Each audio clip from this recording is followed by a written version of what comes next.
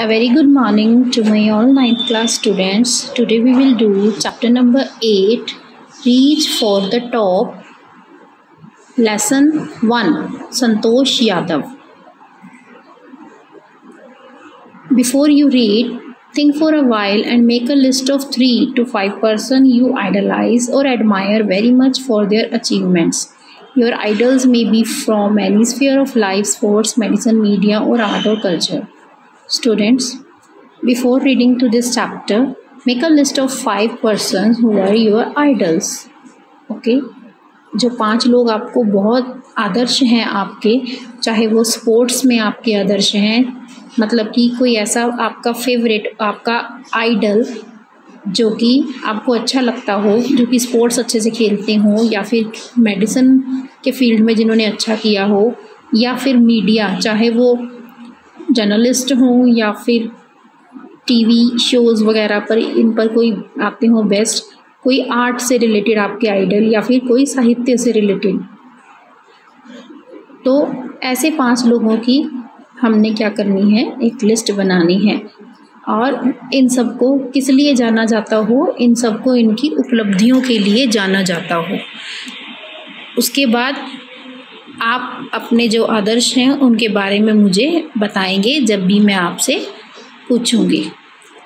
तो आइए आगे हम पढ़ते हैं। The only woman in the world who was scaled Mount Everest twice was born in a society where the birth of the sun was regarded as a blessing. एक अकेली महिला पूरे संसार में जो कि माउंट एवरेस्ट पर 2 बार चढ़ चुकी है, उसका जन्म एक ऐसे समाज में हुआ था जहाँ पर बेटे का जन्म एक आशीर्वाद माना जाता है और एक डॉटर का जन्म, हालांकि उसे अभिशाप तो नहीं माना जाता, पर उसे आशीर्वाद भी नहीं माना जाता। ऐसे परिवार में हुआ। जब उसकी मदर को लगा कि एक्सपेक्टिंग संतोष मीन्स जब संतोष का जन्म होने वाला था, उससे पहले गांव में क्या होते हैं, जो संत महात्मा और जो योगी होते हैं वो गलियों में घूमते हैं, होली मैन भिक्षा मांगते हैं और बदले में वो क्या देते हैं, अपनी ब्लेसिंग्स देते हैं लोगों को। तो ऐसे में जब संतोष का जन्म होने वाला था तो गांव में एक होली मैन आया हुआ था। उन्होंने क्या किया, उन्हें लगा कि अन्य परिवारों की तरह इस परिवार को भी बेटे की चाह है, पर सभी हैरान रह गए जब इस अजन्मे बच्चे की दादी ने, जो कि बिल्कुल उस व्यक्ति के पास खड़ी हुई थी, उन्होंने कहा कि नहीं, उन्हें बेटा नहीं चाहिए। तो ये जो व्यक्ति था, जो संत महात्मा, जो योगी, वो हैरान हो गया। तो उन्होंने क्या कहा, कोई बात नहीं, जो भी उसे नेवरदलेस मीन्स फिर भी जो भी उसे रिक्वेस्ट की गई थी कि उसे क्या ब्लेसिंग मिलनी चाहिए, वो उसने उन्हें दे दी कि जो भी आपने प्रार्थना की है वो पूरी हो जाए। और डेस्टिनी ने उसे वही मान भी लिया और उसका आशीर्वाद काम आया और संतोष का जन्म हुआ उस परिवार में जहाँ पर पहले से 5 बेटे थे और छठे बच्चे के रूप में संतोष का जन्म हुआ। अब वहाँ पर एक बहन भी आ चुकी थी उस परिवार के अंदर। 5 brothers she was, मतलब 5 बहनों की एक बहन आ चुकी थी। She was born in the small village of जोनियावास of Rewari district in Haryana. इसका जन्म, संतोष यादव जी का जन्म जो था वो जोनियावास रेवाड़ी डिस्ट्रिक्ट जो कि हरियाणा प्रदेश में है, वहाँ पर एक छोटे से गांव में हुआ। लड़की का जो नाम था वो दिया गया संतोष, जिसका मतलब होता है कंटेंटमेंट, मतलब कि संतुष्टि, मतलब कि satisfaction. But Santosh was not always content with her place in a traditional way of life. पर जो संतोष थी वो बिल्कुल भी जिस तरह से, जिस परंपरागत तरीके से उसका जीवन वो जी रही थी अपना जीवन, उससे वो बिल्कुल भी कंटेंटेड नहीं थी, बिल्कुल भी सेटिस्फाइड नहीं थी। She began living life on her own terms from the start. वो प्रारंभ से ही अपने जीवन को अपनी शर्तों पर जीना चाहती थी। फिर अदर गर्ल्स वोर ट्रेडिशनल इंडियन ड्रेसेस, संतोष प्रेफर्ड शॉर्ट। जहाँ पर बाकी की अन्य लड़कियाँ जो थी वो परंपरागत कपड़े पहना करती थी, सूट सलवार, और संतोष वहाँ पर शॉर्ट्स पहनना पसंद करती थी। और पीछे ना देखते हुए शी सेज नाउ, अब वो क्या कहती है, from the very beginning I was quite determined, कि शुरू से ही मैं क्या थी, मैं पूर्ण रूप से दृढ़ थी, निश्चय मैंने जो कर लिया था मैं उसी को मानती थी। If I choose a correct and a rational path the others around me had to change not me. अगर मैंने बिल्कुल सही रास्ता चुना है और सबसे अलग रास्ता चुना है तो जो मेरे आसपास लोग रहते हैं उन्हें बदलना पड़ेगा, ना कि मुझे। Santosh parents were affluent landowners. Santosh के जो माता पिता थे वो बहुत ही धनी जमींदार थे।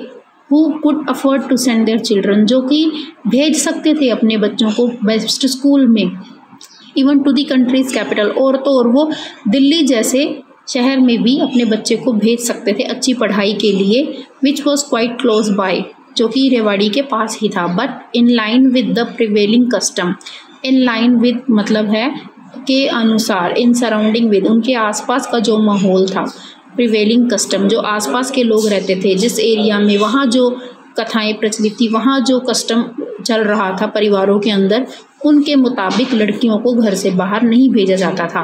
संतोष had to make do with the local village school, उसे लोकल गांव के स्कूल में ही भेजा गया। So she decided to fight the system in her own quiet way. अब उसने अपने ही तरीके से इस सिस्टम, इस समाज के साथ लड़ने का निर्णय किया। द राइट मोमेंट अराइव, और वो क्षण आ गया। एंड द राइट मोमेंट केम, और वो क्षण आया जब वो 16 साल की हुई। 16 साल के होने पर गांव की अधिकतर लड़कियों का विवाह हो जाता था, पर संतोष जो थी, संतोष को भी यही प्रेशर डाला गया उसके माता पिता के द्वारा कि अब तुम्हें विवाह कर लेना चाहिए। A marriage age early age that was the last thing on her mind, मतलब इतनी जल्दी शादी करना, बस यही उसके दिमाग पर ये चीज़ डर बैठ गया था। She threatened her parents that she would never marry if she did not get a proper education. तो इन्होंने अपनी माता पिता को भी धमकी दे डाली थी कि अब वो शादी बिल्कुल भी नहीं करेंगी जब तक इनकी पढ़ाई पूरी नहीं हो जाती। शी लेफ्ट होम, इन्होंने घर छोड़ दिया। एंड गॉट एनरोल्ड, और अपने आप ही दाखिला ले लिया इन अ स्कूल इन दिल्ली। जब इनके पेरेंट्स ने मना कर दिया कि वो एजुकेशन के लिए पेमेंट नहीं देंगे, शी पोलाइटली इन्फॉर्म देन, उसने बहुत ही प्यार से उन्हें कहा कि उसकी जो योजना है वो पैसे कमा लेगी, घर से बाहर काम कर लेगी, पार्ट टाइम जॉब कर लेगी और अपने स्कूल की फ़ीस वो खुद ही भर लेगी। तो सिर्फ इस कारण उसके माता पिता राज़ी हो गए कि नहीं, तुम बाहर काम करने नहीं जाओगी, पढ़ना है तो पढ़ लो, कोई बात नहीं। तो वो राज़ी हो गए थे कि हम तुम्हें पेमेंट वगैरह दे देंगे, इसकी स्कूल जो भी खर्चा वगैरह होगा। Wishing always to study a bit more, हमेशा मन में इच्छा रखी हुई थी कि मुझे और पढ़ना है और पढ़ना है। And with her father slowly getting use to her urge for more education, और धीरे धीरे उसके पिता भी मानना शुरू कर रहे थे कि चलो कोई बात नहीं, और पढ़ लिया जाएगा। संतोष ने हाई स्कूल एग्जामिनेशन पास कर लिए और अब वो जयपुर गई। शी ज्वाइन महारानी college and got a room in Kasturba hostel. उन्होंने महारानी कॉलेज ज्वाइन किया और कस्तूरबा हॉस्टल में कमरा भी ले लिया। संतोष को याद है जितना, Kasturba hostel faced the Aravalli hills. जो कस्तूरबा हॉस्टल था उसका जो फेस था वो किस तरफ पड़ता था, अरावली हिल्स, मतलब कि वहाँ से अरावली हिल्स बहुत ही आराम से नज़र आती थी, साफ साफ। He used to watch villagers from my room, I used to watch, मैं जो थी गांव से ही, अपने उस घर से ही गांव वालों को देखती थी। गोइंग अप द हिल, वो किस तरह से पहाड़ी के ऊपर जाते थे। And suddenly vanishing after a while, और फिर उसके बाद कैसे गायब हो जाते थे। One day I decided to check it out myself, एक दिन मैंने खुद जाने का विचार बनाया कि मैं खुद देखूँ, पर मुझे वहाँ पर कोई भी नहीं दिखा सिवाय कुछ माउंटेनियर्स के, मतलब जो पहाड़ों पर चढ़ते हैं लोग, इनके अलावा मुझे कोई भी नहीं दिखा। मैंने उनसे पूछा कि क्या मैं तुम्हें ज्वाइन कर सकती हूँ, तो मुझे उन्होंने एक बहुत ही सुहावना सरप्राइज़ दिया। उन्होंने आंसर दिया हाँ में, उन्होंने मुझे मोटिवेट भी किया कि हाँ तुम पहाड़ पर चढ़ सकती हो। बस उसके बाद क्या था, अब मैं, क्योंकि मैंने दृढ़ निश्चय कर लिया, मैं एक यंग लड़की थी, मैंने जो सोचा था वो मैं करके दिखाऊंगी। अब उसने क्या किया, पैसे बचाए और अपने आप का दाखिला करवा लिया उत्तरकाशी नेहरू इंस्टीट्यूट ऑफ माउंटेनियरिंग्स में। मेरा जो कॉलेज सेमेस्टर था जयपुर के बीच में, वो अप्रैल में ख़त्म होना था और एंड होना था उसका 19वें दिन को, और मुझे जो था उत्तरकाशी में वो 21 तारीख को जाना था, तो इसलिए मैं वापस गई ही नहीं और सीधा वहाँ से ट्रेनिंग के लिए चली गई। मतलब हॉस्टल वापस ही नहीं गई। मुझे अपने फादर को एक लेटर लिखना पड़ा कि मैं बिना उनकी परमिशन के मैंने अपने आप को उत्तरकाशी माउंटेनियरिंग कॉलेज में एडमिशन करवा लिया है। उसके बाद संतोष जो है वो हर साल ट्रेनिंग के लिए या पहाड़ों पर चढ़ने के लिए जाना उसने शुरू कर दिया। हर क्लाइंबिंग स्किल्स मैच्योर्ड रैपिडिटी उसकी जो ये साहसी यात्रा थी उसकी तारीफ भी की गई। She develop a remarkable resistance to cold and the altitude.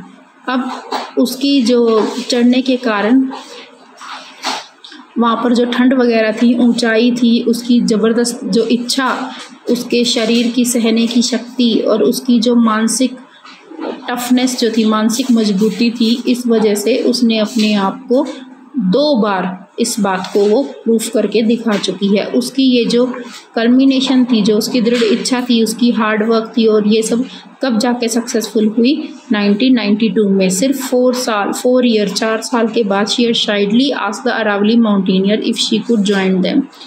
सिर्फ 4 साल ही हुए थे जब उसने ये कहा था कि क्या वो उन्हें ज्वाइन कर सकती है।